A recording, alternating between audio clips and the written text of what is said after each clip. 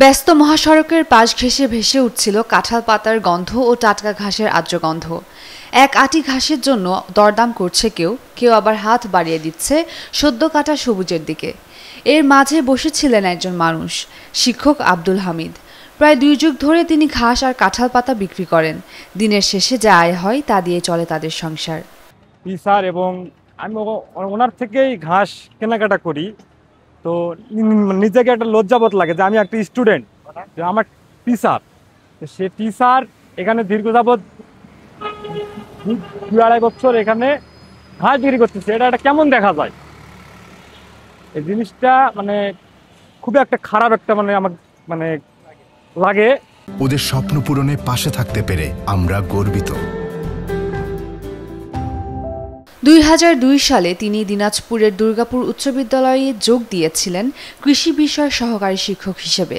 সেই প্রথম দিন থেকেই তিনি ভেবেছিলেন নিয়মিত শিক্ষকরা যেভাবে বেতন পান তিনিও একসময় পাবেন, কিন্তু সেই আশা ধীরে ধীরে ধুলোর মতো উড়ে গেছে মহাসড়কের বাতাসে। এমপিওর জন্য আবেদন করি 2007 সালে। যাই হোক, সংখ্যাগত প্রাপ্যতা না কি যেন একটা ব্যতিক্রম দেখায় না, 30% মহিলা করে দিয়ে রিজেক্ট করে দেয়। তারপরে থেকে প্রেক্ষাপটটা তো অন্যরকম, দেশের যে অবস্থা তখন থেকেই এখন রাজনৈতিকভাবে হোক আর যেভাবেই হোক আমার বিলটি সম্পূর্ণ করতে পারিনি। তার এমপিও আবেদন, 9 বার করা সেই লড়াই প্রতিবারই থেমে গেছে নতুন কোনো জটিলতার দেয়ালে।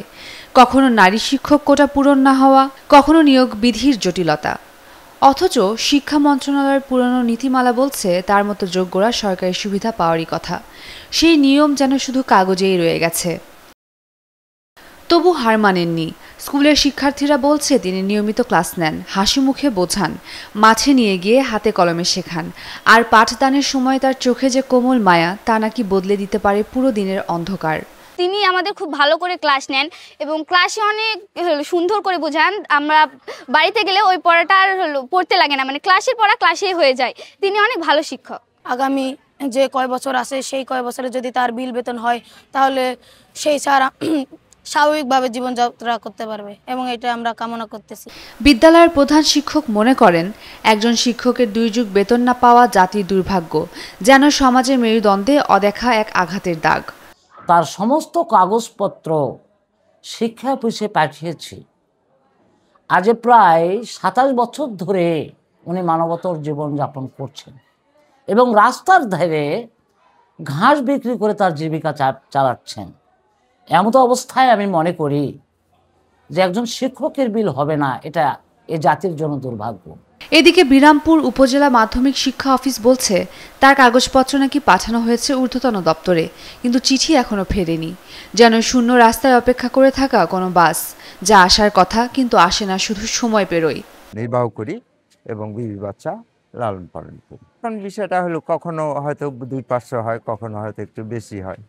তারপরেও আমি যে প্রতিষ্ঠানে আসি আমার নিজস্ব ব্যয়ভার, যাওয়া আসা, হয়তো 10 টাকা খরচ, এগুলো তো নিজেই করে আসি। আমার সরকারি কাছে চাওয়া আমার যতদূর সম্ভব আমার দ্রুত, আমারও সময় প্রায় শেষের দিকে, সময় নেই আর 2 বছর মতো টাইম আছে। আমার রিটায়ার্ডের শেষের দিকে রিটায়ার্ডের দিকে চলে গেছে। তো যাই হোক, আমাকে যদি সরকার আমাকে এই মুহূর্তে যদি খুব দ্রুত পারে আমাকে ইমপ্রুভভুক্ত করে বিল বেতনের ব্যবস্থা করে দেয়, তাহলে আমার বাকি জীবনটা হয়তোবা স্বাভাবিকভাবে কেটে মরতে পারবো। আর মাত্র 2 বছর পর অবসর। সারা জীবনের শ্রমের শেষে একটি স্বীকৃতি চাইছেন তিনি, বেতনের প্রাপ্য সে অধিকার। 2 যুগের এই অপেক্ষা কি তবে আলো দিয়ে শেষ হবে, নাকি আরও একবার অন্ধকারের গহরে আজকে থাকবে তার স্বপ্ন? উমের রুম্মান ক্রান্তি, ডেইলি সান।